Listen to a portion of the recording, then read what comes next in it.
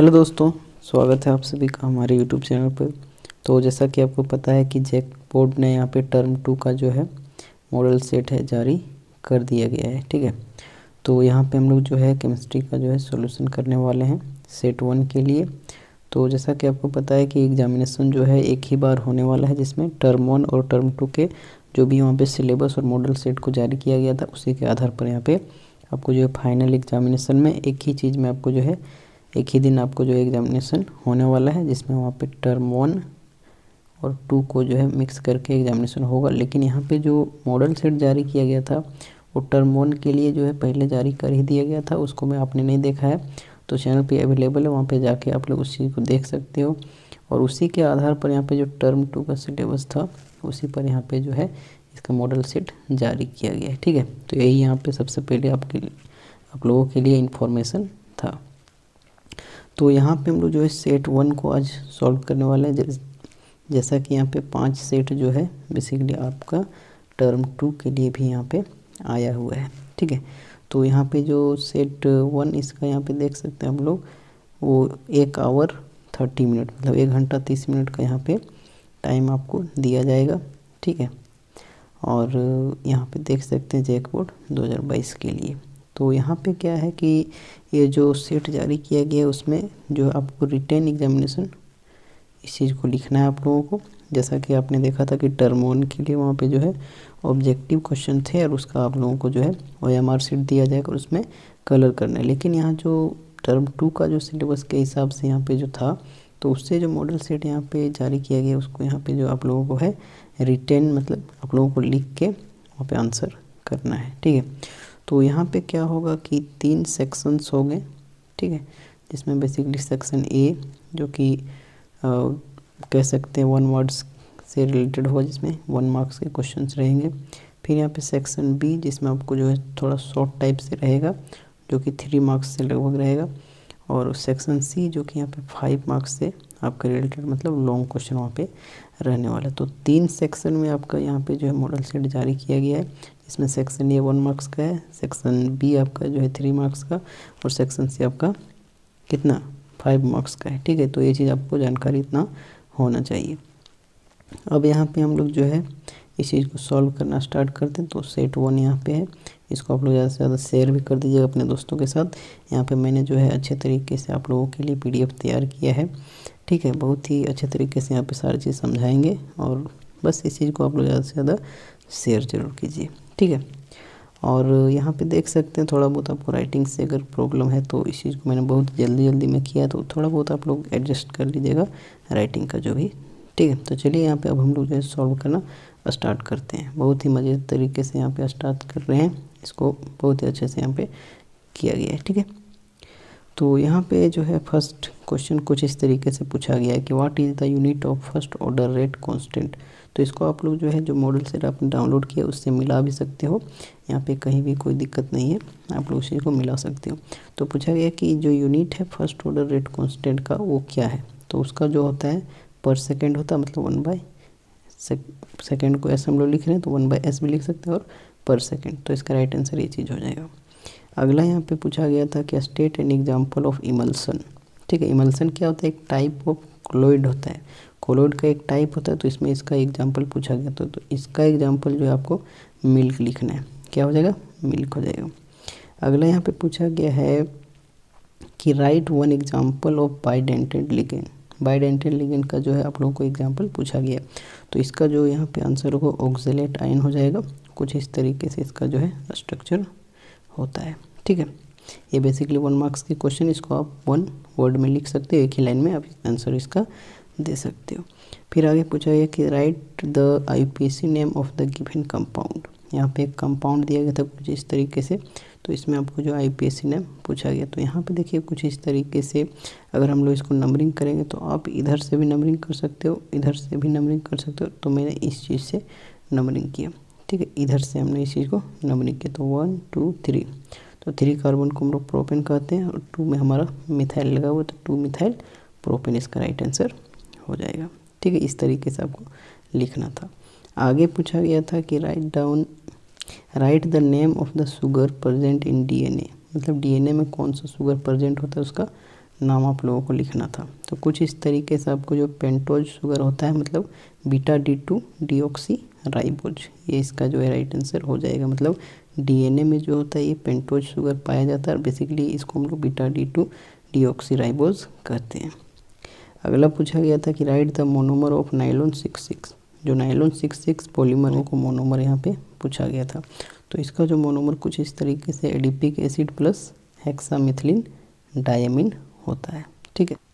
अगला यहाँ पे पूछा गया था कि what is tincture of iodine, tincture of iodine क्या होता है। तो 2 से 3% सोल्यूशन जो आयोडीन का होता है अल्कोहल एंड वाटर में, तो उसी को हम लोग टिंक्चर ऑफ आयोडीन कहते हैं। तो ये बस बेसिकली 7 क्वेश्चन आपका जो है 1 मार्क्स का था, बेसिकली 7 मार्क्स, ठीक है।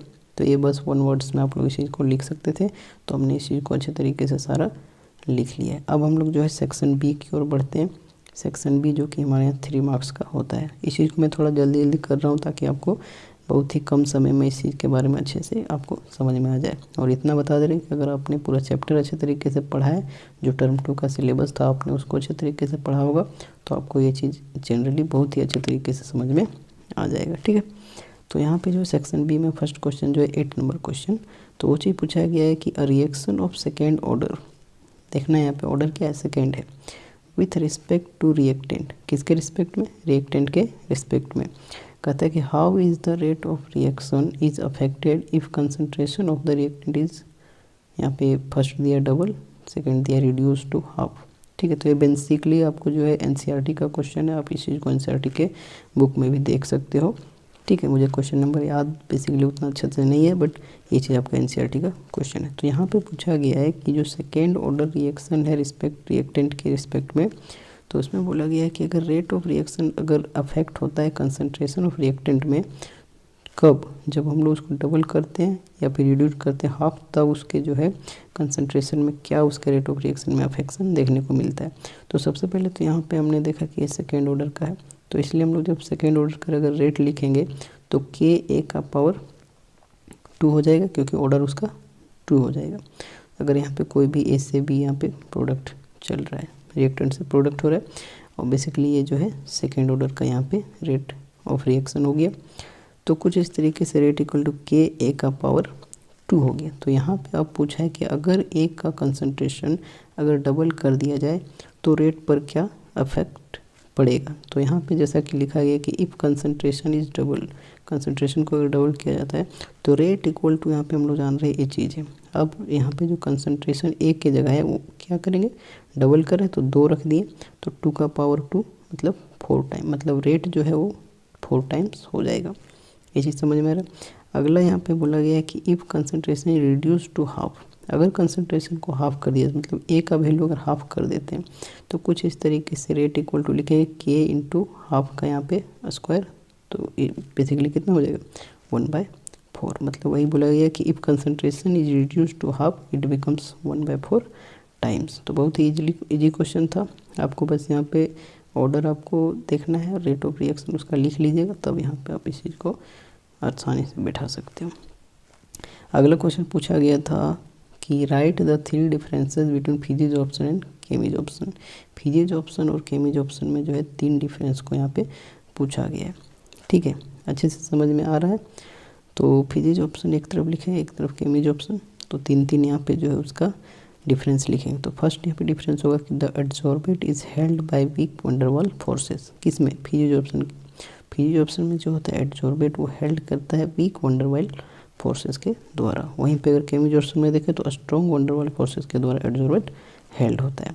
दूसरा यहाँ पे देखें डिफरेंस, तो इट इज़ रिवर्सिबल, कौन, फिजिक्स ऑप्शन। वहीं पे अगर केमिज ऑप्शन की बात करें तो इट इज़ इरिवर्सिबल, क्या होता है, इरिवर्सिबल। फिजिक्स ऑप्शन की बात करें तो इट इज़ नॉट स्पेसिफिक, या स्पेसिफिक नहीं होता, लेकिन केमिज ऑप्शन जो होता है वो स्पेसिफिक होता है। तो ये यहाँ पे 3 डिफरेंस जो है फिजिक्स ऑप्शन और केमिज ऑप्शन में हो गया। अगला पूछा गया था यहाँ पे जो है right the IUPAC name of the following compound. ये बेसिकली कोऑर्डिनेशन कंपाउंड से अपने आईयूपीएसी नेम जो है कोऑर्डिनेशन कंपाउंड का लिखना सीख ही गया होगा। और अगर आपने अभी तक नहीं सीखा है तो मेरे चैनल पे ये चीज़ अवेलेबल है, आप आसानी से जाके देख सकते हो। एक प्लेलिस्ट बनाया गया होगा आपका जो है क्रैश कोर्स करके इनऑर्गेनिक केमिस्ट्री का, ठीक है। तो आप वहाँ पे जाके आसानी से नाम को, IUPAC नेम को अगर आप अच्छे तरीके से नहीं जानते हो तो आसानी से जाके सीख सकते हो, ठीक है। तो यहाँ पे कुछ इस तरीके से फर्स्ट ये दिया गया कंपाउंड, तो इसका जो नेम हो जाएगा वो हेक्साएमीन कोबाल्ट 3 क्लोराइड हो जाएगा, ठीक है। डायरेक्ट मैं यहाँ पे आंसर बता रहा हूँ। सेकेंड कंपाउंड यहाँ पे दिया गया, तो इसका जो नेम होगा वो टेट्रा एक्वा डाइक्लोरोक्रोमियम 3 क्लोराइड हो जाएगा, ठीक है। अगला जो कंपाउंड है इसका यहाँ पे हो जाएगा पोटासियम हेक्सासाइनिडोफेरेट 2, ठीक है। तो कुछ इस तरीके से इसका जो है नेमिंग होगा, ठीक है। अगला यहाँ पे पूछा गया question number 11, predict the product. आपको जो यहाँ पे रिएक्टेंट और उसका कुछ रिएजेंट दिया जाएगा, तो वहाँ से आपको प्रोडक्ट जो है पता करना है। तो यहाँ पे कुछ इस तरीके से बेंजल्डिहाइड दिया था और यहाँ पे कुछ इस तरीके से सेमी कार्बाजाइड। तो आपको जैसा कि पता है कि जब हम लोग एल्डिहाइड को सेमी कार्बाजाइड के साथ रिएक्ट करते हैं तो वहाँ पे कुछ इस तरीके से सेमी कार्बाजोन बन जाता है, मतलब यहाँ पे बेंजल्डिहाइड और कुछ इस तरीके से सेमी कार्बाजाइड।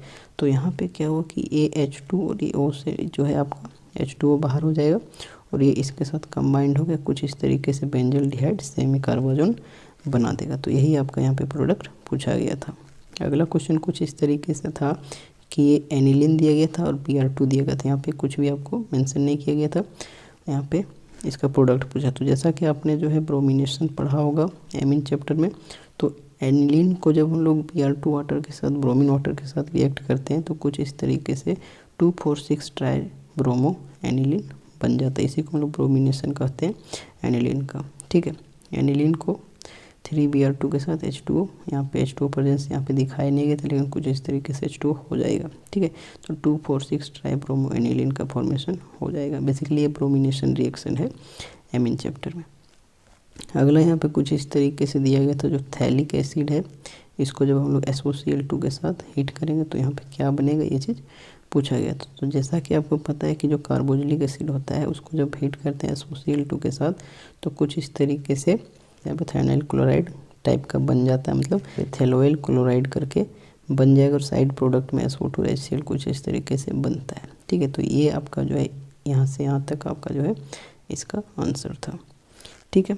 ये चीज़ हो गया यहाँ पे। अगला क्वेश्चन पूछा गया था कि how are carbohydrates classified, illustrate with example. पूछा गया कि कार्बोहाइड्रेट्स जो है किस तरीके से क्लासीफाई किया जाता है और उसका इलस्ट्रेशन देखना एग्जाम्पल के साथ। तो सबसे पहले तो यहाँ पे हम लोग कार्बोहाइड्रेट देखते हैं कि कार्बोहाइड्रेट होता क्या है। तो कार्बोहाइड्रेट बेसिकली क्या होता है, it is the hydrates of carbon, नाम से ही पता चल रहा है हाइड्रेट्स ऑफ कार्बन, जिसके कारण इसको हम लोग जो है कार्बोहाइड्रेट्स कहते हैं, ठीक है। वहीं पे अगर क्लासिफिकेशन की बात की जाए तो क्लासिफिकेशन जो कार्बोहाइड्रेट का वो कुछ इस तरीके से किया जाता है, आप लोग इसको लैंग्वेज में और भी अच्छे तरीके से लिख सकते हो कि carbohydrates has been classified into many types, और यहाँ पे फर्स्ट हो जाएगा on the basis of taste, ठीक है, टेस्ट के आधार पर। तो टेस्ट के आधार पर यह 2 तरह का होता है। कौन कौन होता है, फर्स्ट होता है शुगर। तो शुगर बेसिकली क्या होता है कि जो कार्बोहाइड्रेट जो स्वीट होगा टेस्ट में उसको हम लोग शुगर कहेंगे। एग्जांपल की बात करें तो ग्लूकोज। दूसरा यहाँ पे हो जाएगा नॉन शुगर, मतलब जो स्वीट नहीं होगा टेस्ट में उसको हम लोग नॉन शुगर बोलेंगे। इसका एग्जांपल स्टार्च हो जाएगा, ठीक है। फिर आगे यहाँ पे जो है on the basis of structure, structure के आधार पर।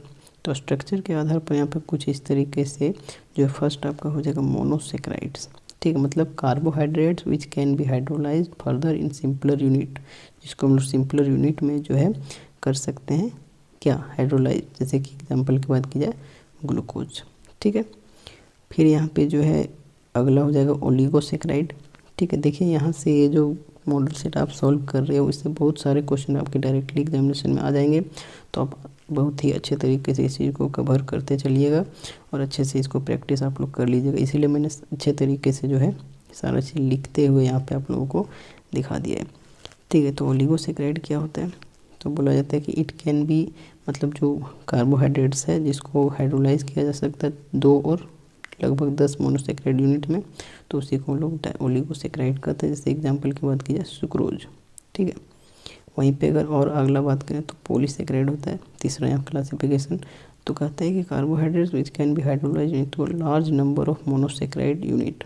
अब यहाँ पे क्या होता है 2 या 2 से अधिक, मतलब एक तरह से बहुत ही ज़्यादा, ठीक है, 10 से भी ज़्यादा यहाँ पे जो है उसका मोनोसेक्राइड यूनिट होता है, तो उसी को हम लोग पॉलीसेक्राइड्स कहते हैं। ये इसका क्लासिफिकेशन है ऑन द बेसिस किसके, स्ट्रक्चर के आधार पर। जैसे कि एग्जांपल की बात कीजिए स्टार्च, तो कुछ इस तरीके से स्टार्च को जब हम लोग NH2O के साथ हाइड्रोलाइज करते हैं तो कुछ इस तरीके से N यहाँ पे देख सकते हैं मोनोसेक्राइड का निर्माण कर देता है। N मतलब बहुत सारा, ठीक है। अगला यहाँ पे जो क्लासिफिकेशन है on the basis of nature, nature के आधार पर। तो नेचर में क्या है कि फर्स्ट है आपका रिड्यूसिंग शुगर। तो कहा जाता है कि carbohydrates can reduce Tollens reagent और फेलिंग सॉल्यूशन, उसी को हम लोग रिड्यूसिंग शुगर कहते हैं। वैसा जो कार्बोहाइड्रेट जो टॉलेंस रिएजेंट और फेलिंग सॉल्यूशन को क्या करेगा, रिड्यूस कर देगा, उसी को रिड्यूसिंग शुगर कहते हैं। एग्जांपल की बात करें तो ऑल द मोनोसेक्राइड्स वेयर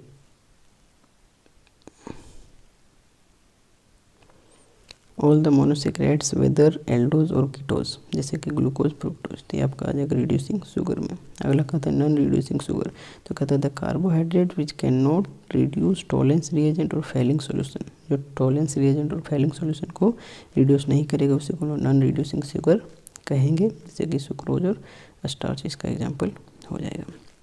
यहाँ तक समझ में आता है। अब आगे यहाँ पे जो क्वेश्चन पूछा गया था कि what is natural rubber, question number 13, what is natural rubber, write down the name and structural formula of its monomer. पूछा गया था कि नेचुरल रबर क्या होता है और उसका जो मोनोमर है उसका नाम और स्ट्रक्चर आप लोगों को, स्ट्रक्चरल फार्मूला आप लोगों को लिखना था। तो नेचुरल रबर बेसिकली क्या होता है, कहता है it is the addition polymer of isoprene. Isoprene का जो है एडिशन पॉलीमर होता है तब नेचुरल रबर का निर्माण होता है।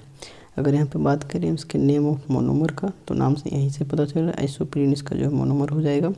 और स्ट्रक्चर मोनोमर का अगर बोला जाए तो आइसोप्रीन का स्ट्रक्चर कुछ इस तरीके से होता है। ये चीज़ आपको याद रखना है। ऑब्जेक्टिव टाइप में भी यहाँ पे जो है आपको जो है वहाँ जो 1 मार्क्स का है उसमें भी इस चीज़ को पूछा जा सकता है कि जो नेचुरल रबर है उसका मोनोमर का नाम क्या है, ठीक है। या फिर स्ट्रक्चर दे दिया जा सकता है कि ये किसका स्ट्रक्चर है, ठीक है। कुछ भी तरह से आपको क्वेश्चन दिया जा सकता है, बस आपको ये कॉन्सेप्ट अगर याद है तो आप आसानी से उसको कर लोगे। अगला क्वेश्चन यहाँ पे जो है 14 नंबर पूछा गया था, राइट शॉर्ट नोट्स ऑन, ठीक है। शॉर्ट नोट्स आपको थोड़ा बहुत उसके बारे में लिखना है।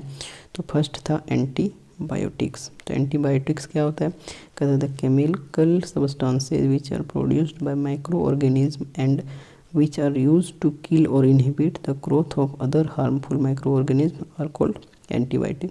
मतलब एंटीबायोटिक एक केमिकल सब्सटेंस है जो कि प्रोड्यूस्ड होता है माइक्रो ऑर्गेनिज्म के द्वारा और जिसका यूज किया जाता है किल या फिर इनहिबिट करने के लिए, ग्रोथ जो हार्मफुल माइक्रो ऑर्गेनिज्म है उसको मारने के लिए या फिर उसके प्रभाव को ख़त्म करने के लिए, ठीक है। उसी को हम लोग एंटीबायोटिक्स कहते हैं। जैसे कि एग्जांपल की बात की जाए पेनिसिलिन, ठीक है।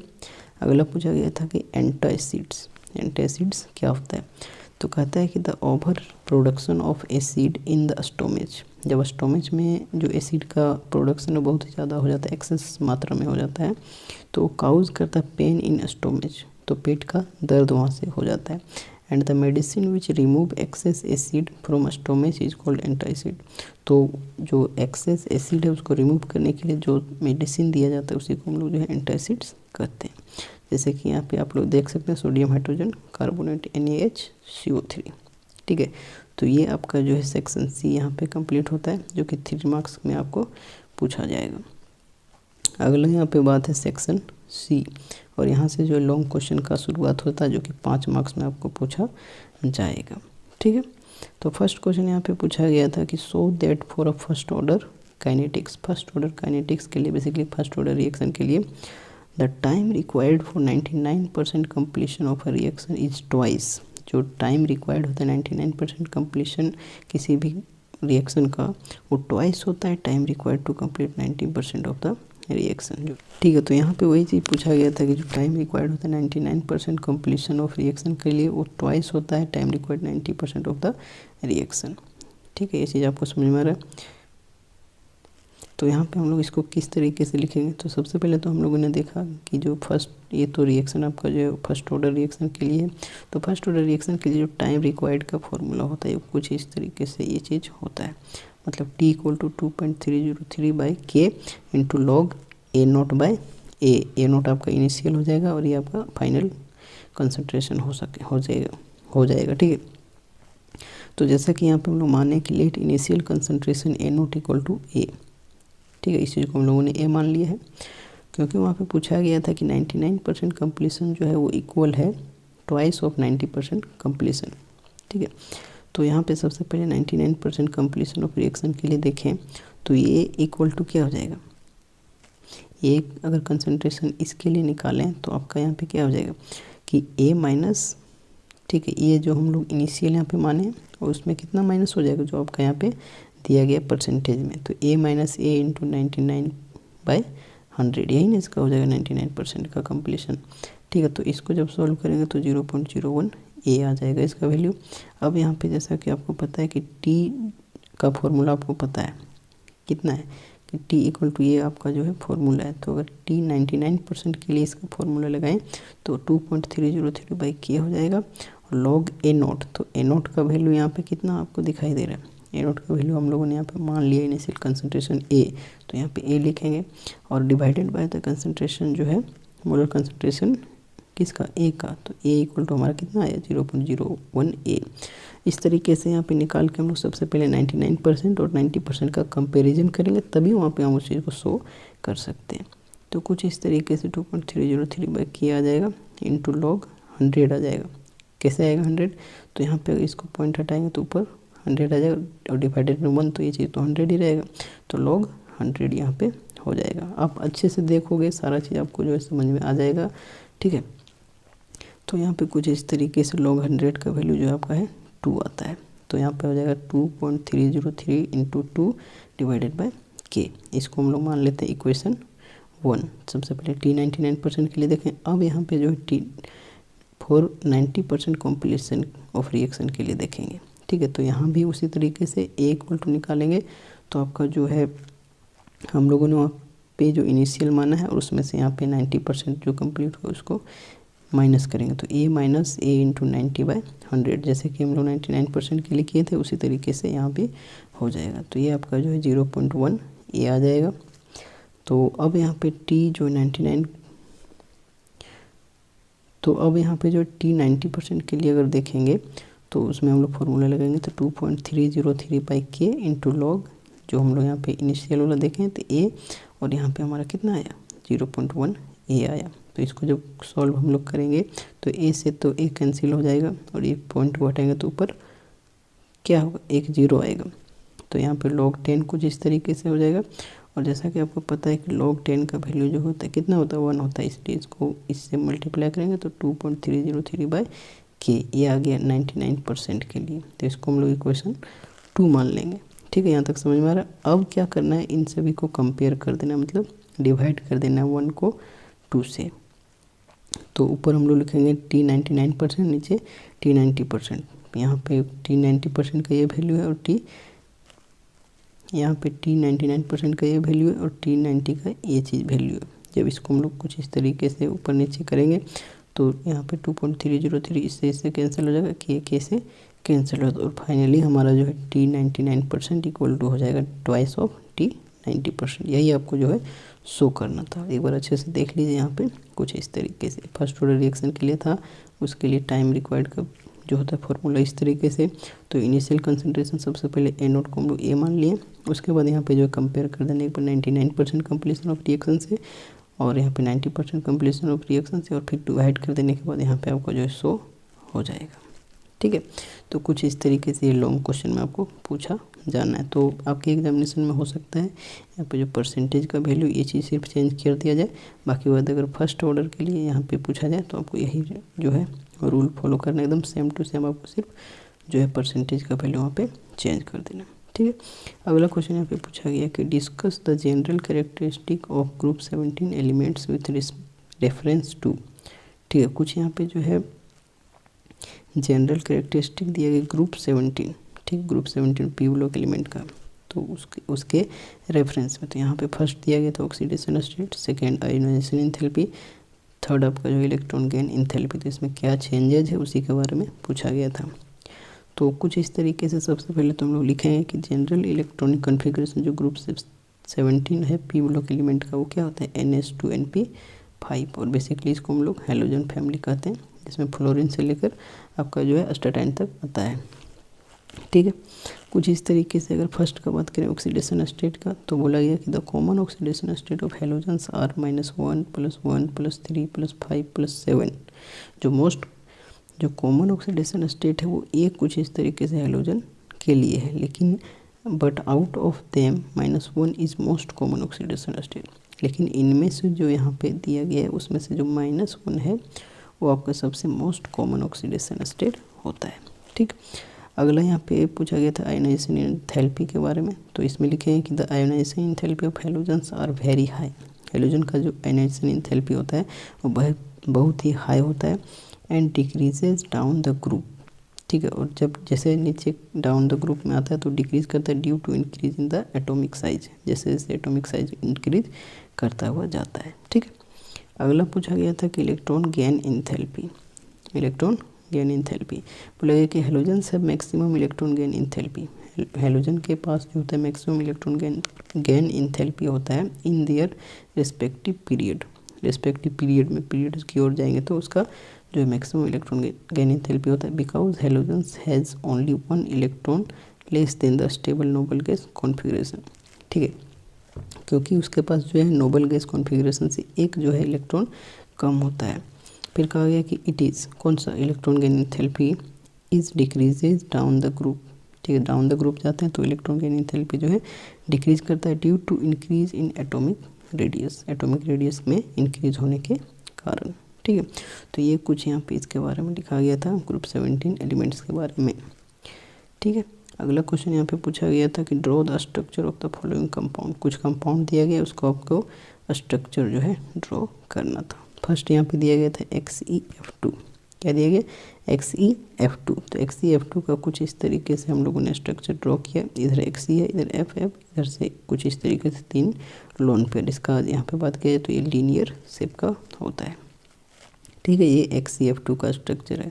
सारा स्ट्रक्चर आप लोग अच्छे तरीके से याद रखना, क्योंकि डायरेक्टली स्ट्रक्चर जो है यहाँ से आप मार्क्स भी अच्छे तरीके से गेन कर सकते हो सिर्फ एक स्ट्रक्चर को ड्रॉ करके, और यहाँ से क्वेश्चन जो है पूछे ही जाते हैं। अगला जो है यहाँ पे वो HClO4। ठीक है। जिसको हम लोग पर क्लोरिक एसिड कहते हैं। तो इसका जो स्ट्रक्चर बोला गया था तो इसका स्ट्रक्चर कुछ इस तरीके से हो जाएगा। Cl ऊपर में OH, बेसिकली इसको हम कह सकते हैं डबल बॉन्ड O यहाँ पे, डबल बॉन्ड O इधर, डबल बॉन्ड O इधर। ठीक है। HClO4 देख सकते हैं, हाइड्रोजन एक है, ClO यहाँ पे 4 है। ठीक। कुछ इस तरीके से स्ट्रक्चर होता है। अगला पूछा गया था BrF5। BrF5 का स्ट्रक्चर, तो स्ट्रक्चर कुछ इस तरीके से होता है। अब इस चीज़ को आसानी से प्रैक्टिस करके आप जो इसको याद रख सकते हो।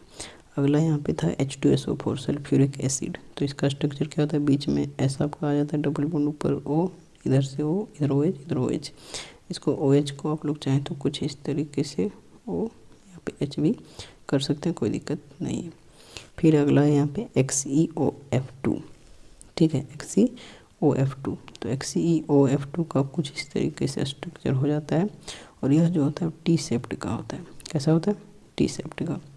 तो यहाँ पे जो X कुछ इस तरीके से, F और F यहाँ पे डबल बॉन्ड O, और इधर तो यहाँ पे लोन पेयर देखने को मिलेगा। ठीक है। तो ये जो है कुछ इस तरीके से स्ट्रक्चर था क्वेश्चन नंबर 17 में। अगला क्वेश्चन यहाँ पे पूछा गया था जो कि क्वेश्चन नंबर 18। तो इसमें पूछा गया था कि right short notes on the following. ठीक है। यहाँ पे शॉर्ट नोट्स जो है आप लोगों को लिखना था, तो इसको अच्छे तरीके से मैंने सारा चीज़ कवर कर दिया है। और आपने अभी तक जो है नेम रिएक्शन का जो सभी चैप्टर से आपने उस चीज़ को नहीं देखा तो वो भी चैनल पे अवेलेबल, आप लोग सर्च करके, ठीक है, चैनल पे अंदर जाइएगा तो आपको बहुत सारा जो है, जैसे कि अगर आपको बात किया जाए तो हेलो अल्केन, हेलो वेरिएंस का मिलेगा, एल्डिहाइड कीटोन्स, कार्बोक्सिलिक एसिड का मिलेगा, अल्कोहल, फिनोल, ईथर, तीनों चैप्टर का मैंने अच्छे तरीके से डाला। एमीन का भी बेसिकली आपको मिल सकता है, और अगर नहीं भी हो तो उस चीज़ को मैं आगे करने की कोशिश करूँगा। तो ठीक है। तो फर्स्ट यहाँ पे था कि रोजनमंड रिडक्शन। रोजनमंड रिडक्शन पर आपको जो है शॉर्ट नोट्स लिखना था।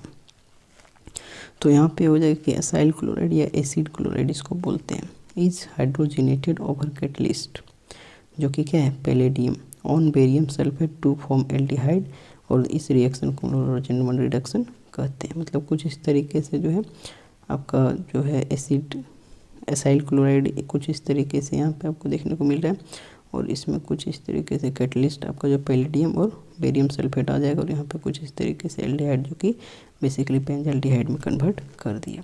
ठीक है, मतलब जो एसाइल क्लोराइड आपका बेंजोइल क्लोराइड हो गया और यहाँ पे बेंजल्डिहाइड। ठीक है, तो ये डायरेक्टली नेम रिएक्शन आपको इसको इतना आप कर लोगे, तो अगर कभी भी रोजेनमैन रिडक्शन अगर पूछा जाता तो यही आपको जो है हमेशा लिखना है। अगला यहाँ पे पूछा गया था Friedel Crafts acylation. Friedel Crafts acylation क्या होता है उस पर शॉर्ट नोट्स पूछा गया था। तो इसमें हम लोग लिखे हैं कि व्हेन बेंजीन और substituted benzene is treated with acid chloride.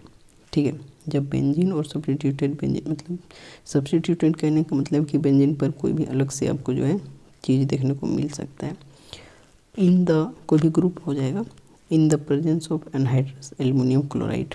ठीक है, एनहाइड्रस एल्युमिनियम क्लोराइड कुछ इस तरीके से होगा, देन इट फॉर्म कीटोन, तब वह जो है कुछ इस तरीके से कीटोन का फॉर्मेशन करेगा और इसी रिएक्शन को फ्रेडल क्राफ्ट एसाइलेशन रिएक्शन कहते हैं। तो ये कुछ इस तरीके से आपका रिएक्शन का सीक्वेंस हो जाएगा। अगला पूछा गया था एल्डोल कंडेंसेशन। एल्डोल कंडेंसेशन क्या होता है? बेसिकली बहुत ही ज़्यादा इंपॉर्टेंट है ये चीज़, आपके एग्जामिनेशन में पूछे जाने लायक।